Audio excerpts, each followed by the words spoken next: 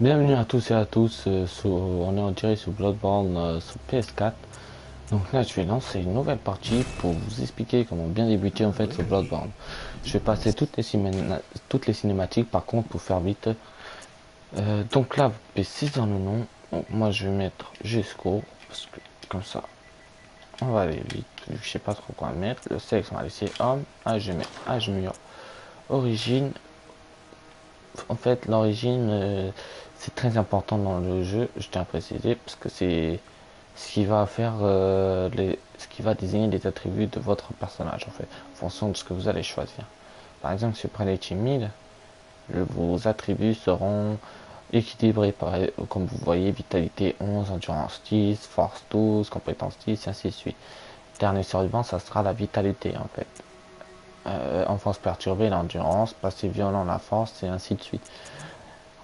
La, la vitalité, moi je trouve que c'est très important. Moi je vous conseille, franchement, pour le début, surtout si vous venez de commencer, c'est la première fois que vous jouez à Bloodborne, le mieux c'est vitalité, parce qu'au moins vous avez assez de vie en fait, vous êtes assez résistant, parce que je sais au début on n'a pas trop l'habitude à esquiver les coups et à attendre avant d'attaquer, parce qu'il faut justement être patient et ne pas foncer à la tête dans la gueule des monstres, parce que les monstres ils vous sautent dessus directement, même si vous leur frappez, il faut frapper en même temps. Il faut être intelligent et laisser les monstres taper d'abord et vous taper après.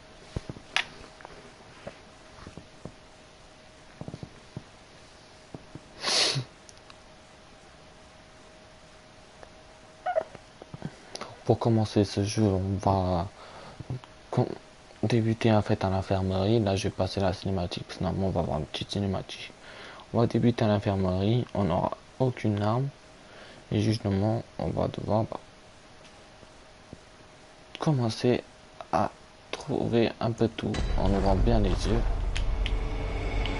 en faisant bien attention, parce que justement Bloodborne, comme je vous l'ai déjà dit, est un jeu en fait où il faut bien faire attention à tout, parce que si on ne fait pas attention, on pourrait oublier des objets très importants qui pourraient nous servir par la suite dans notre quête.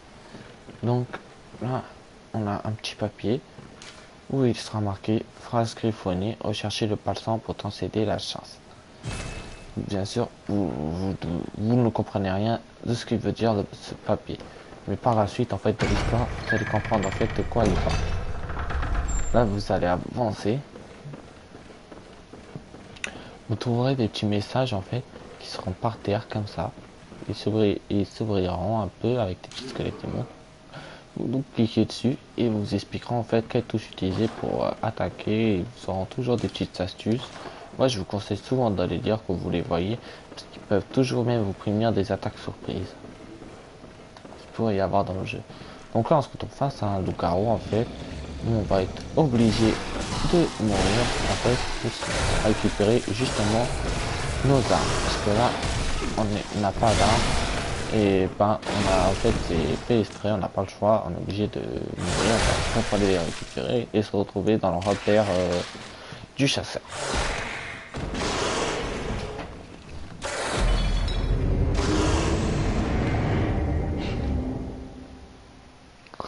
Donc là, on va aller dans le repère du chasseur, justement. Enfin, c'est dans le jeu, c'est le rêve du chasseur, mais c'est votre repère en fait.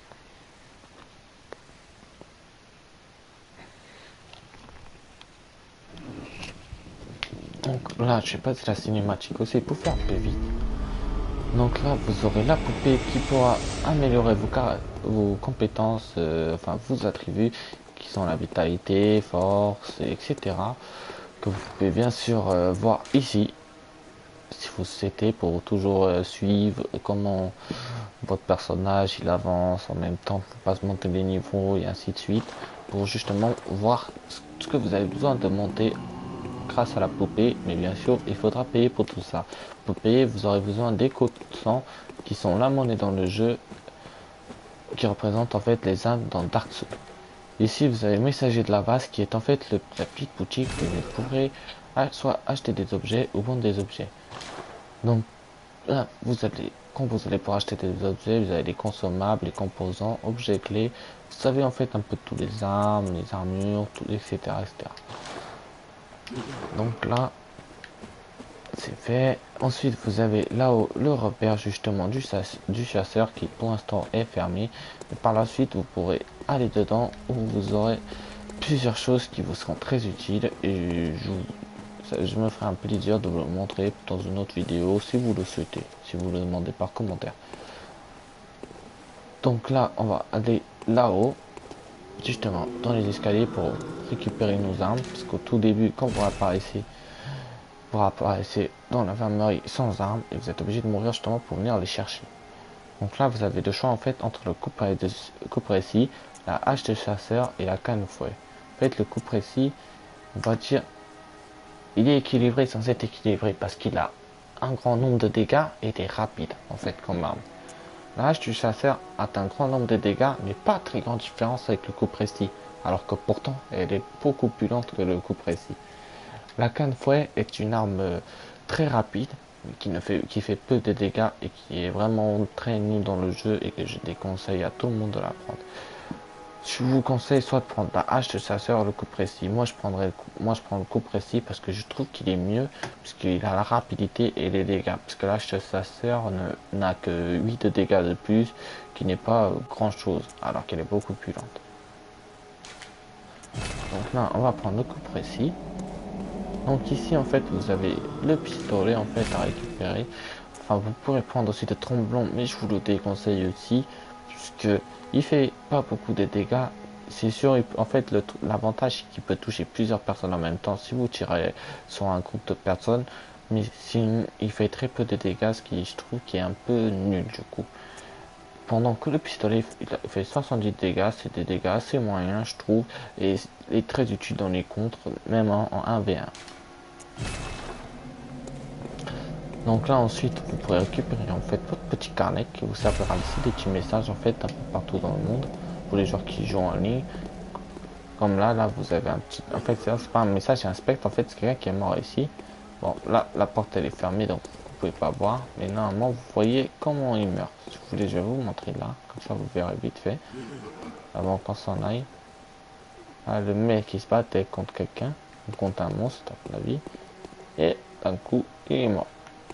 En fait, vous pourrez voir en fait les joueurs qui sont morts justement pendant qu'ils se battaient. Donc là, vous allez faire option. Si vous avez l'inventaire, les stats, justement comme je vous ai dit, vous pouvez toujours vérifier vos stats pour voir les attributs que vous avez. Et les paramètres, après c'est pour tous ces paramètres. Donc là, vous avez les armes, les armures et les objets accès rapide. En fait, c'est pour tout ce qui est côté molotov, les petits objets en fait qui vous serviront toujours dans le mode d'histoire, et comme ça vous aurez un petit accès rapide qui sera juste là-haut. Donc là on va mettre nos armes, on va mettre le coup précis. Ici vous pourrez mettre une deuxième arme dans la main droite. Bien sûr il ne la portera pas, mais vous pourrez changer directement en cliquant sur la petite flèche droite. Il changera automatiquement d'arme. Donc là si je fais la flèche droite, il passera à la main vu qu'il n'y a rien. Donc là on va mettre les pistolets, et là c'est pareil, vous pouvez mettre un deuxième justement pour changer. Moi par la suite je mettrai la torche, et je vous le conseille aussi parce qu'elle sera très utile dans les endroits sombres, et je peux vous en assurer qu'on a beaucoup dans Bloodborne des endroits sombres. Donc là on va aller dans Pierre Tombale des Haras pour retourner à l'infirmerie, et donc tuer bien sûr le loup-garou et pouvoir avancer.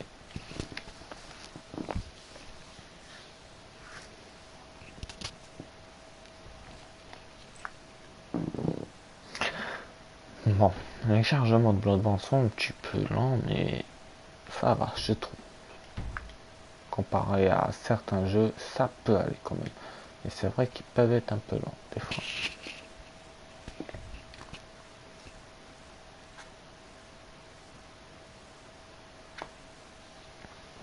Donc, nous revoilà dans la clinique de Dosefka. Donc là, comme vous voyez, vous avez toujours des messages, hein, vous pouvez toujours voir un peu tout. Donc là, vous avez un spectre, vous pouvez voir hein, comment il est mort. Bref, nous on va s'attaquer au monstre tout de suite.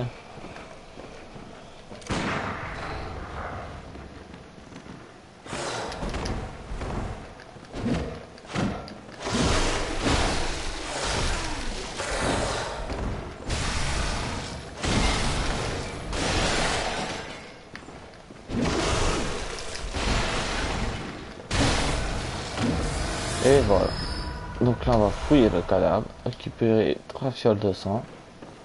Les fioles de sang, en fait, elles vous serviront à vous régénérer la vie, en fait. Juste en cliquant sur Y, en fait, il se lance une petite piqûre qui vous redonne de la vie. Donc là, en regardant sur le côté, vous avez un petit cadavre où vous pouvez fouiller et trouver d'autres fioles de sang. Vous avez des petits messages aussi, un peu partout. Il faut toujours sauver un peu tous les environs, en fait, pour voir si vous ne trouvez rien. Là, par exemple, comme vous pouvez le voir, il n'y a rien. Donc, on peut y aller. Là, on va ouvrir la porte pour continuer à avancer. Donc, là, on se retrouve dans un petit cimetière, je dirais, moi. Et, bien sûr, vous pourrez tenter d'aller là, mais vous ne pourrez pas passer tout de suite, en fait, parce qu'il va falloir ouvrir la porte de l'autre côté. Parce que c'est, en fait, des raccourcis, on appelle ça. Ça sera utile après pour, justement, éviter d'avoir à faire le tour que vous avez fait juste avant pour pouvoir ouvrir de l'autre côté. Et ce n'est pas la seule porte que vous devrez ouvrir justement pour avoir des raccourcis. Donc là, vous allez récupérer vos premiers objets, fioles de sang, qui sont dans un petit cadavre. Donc là, vous pourrez continuer par là. Donc là, comme vous voyez, il y a une autre porte qui peut s'ouvrir de l'autre côté, mais qui ne s'ouvre pas de ce côté-là. Là, vous voyez, il y a un monstre. Moi, je vais m'approcher doucement de lui.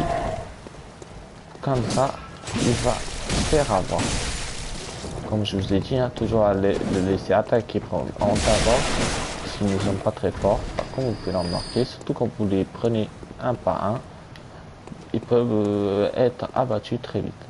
Là, celui-là il dort, on va le prendre par surprise sans qu'il s'attende. Si vous approchez doucement, normalement il ne vous entend pas.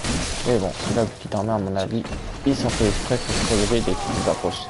Normalement, ceux qui sont normalement debout, vous vous approchez tout doucement derrière eux et ils ne vous voient pas.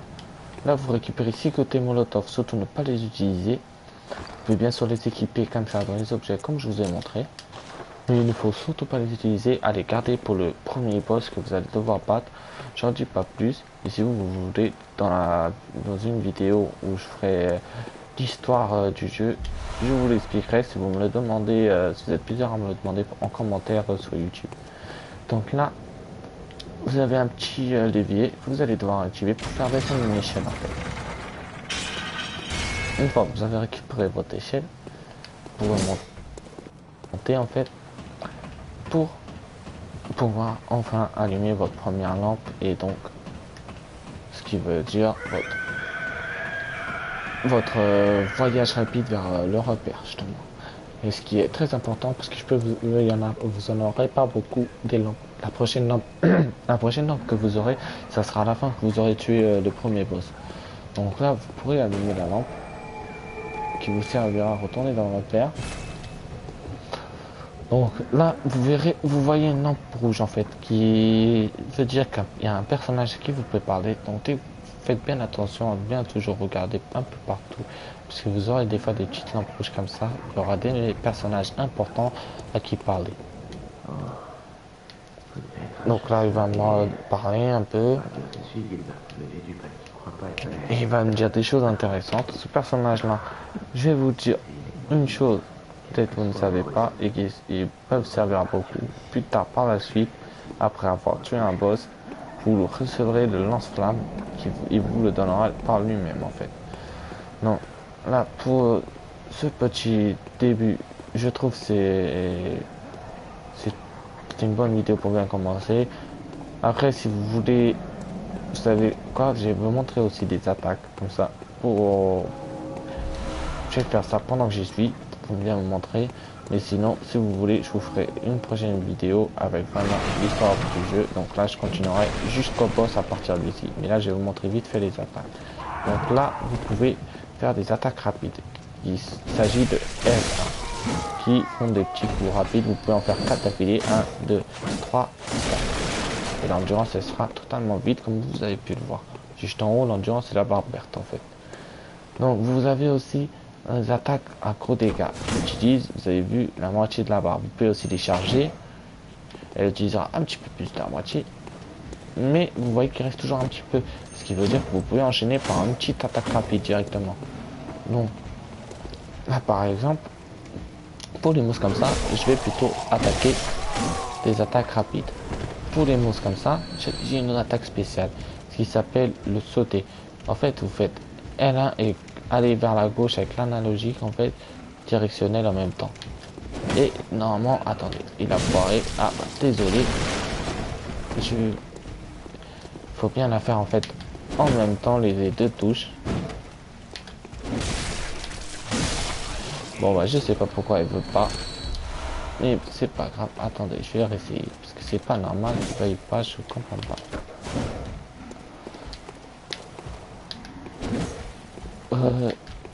Bon, bah je sais pas pourquoi mon personnage il ne veut pas sauter.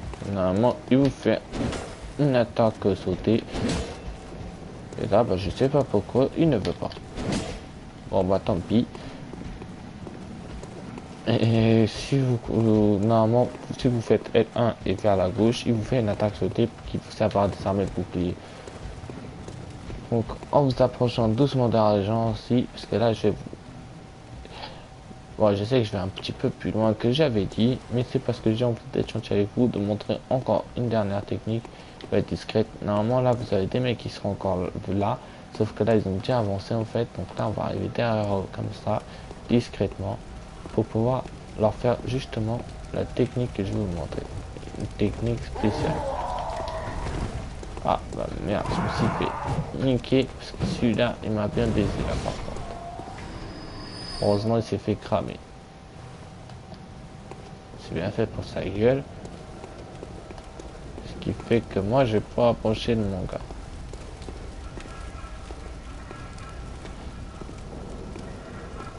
Eh merde. Casse les couilles. Parce que du coup ils vont pas me laisser à cause de l'autre qui a pas voulu que je lui fasse. Donc, tant pis, je ne vais pas pouvoir vous montrer alors cette attaque dans cette vidéo. Mais si vous souhaitez, dans la prochaine vidéo, je vous ferai toute la première partie de l'histoire en fait de Bloodborne. Et donc, je vous expliquerai un peu mieux tout pour bien vous en sortir pendant la toute première partie qui se trouve être ici. Donc, si vous souhaitez une vidéo pour continuer à partir d'ici, à vous de jouer. Sur ce, à la prochaine tout le monde et n'hésitez pas à follow mon Twitch.